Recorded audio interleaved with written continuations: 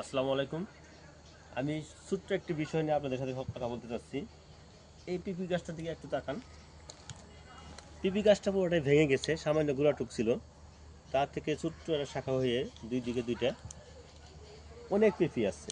আসলে যে দেওয়ার আপনাকে, সে হাজার কষ্টের মাঝেও দিবে। আর যে না দেওয়ার, যতই সে সুস্থ বা সবল থাকুক না কেন, আপনাকে সহযোগিতা করবে না। আমাদের বন্ধু সমাজও সেরকম আছে। কিছু বন্ধু দেখা যায় যে খুবই দরিদ্র থাকে, তারপরেও আপনার পাশে যে কোনো পরিস্থিতিতে থাকা সম্ভব। কিন্তু কিছু বন্ধু আছে, তারা স্বার্থের লোভে আপনার কাছ থেকে বিপদের সময় কেটে যায়। আর আমাদের সমাজে আরেকটা বিষয় আছে, সেটা হলো যারা প্রতিবন্ধী, কিছু প্রতিবন্ধী আছে, তারা একেবারে অসহায়।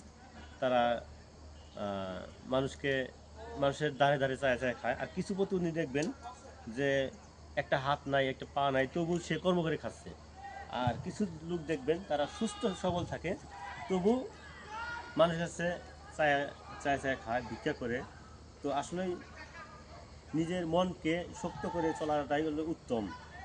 এই যেমন এই পিপি গাছটা তার একটা মানে সত্য একটা প্রমাণ যে এই পিপি গাছ না থাকার সত্ত্বেও গোড়া থেকে দুইটা ডাল বেরিয়ে আজকে অনেক ফল দিয়েছে। সবাইকে ধন্যবাদ।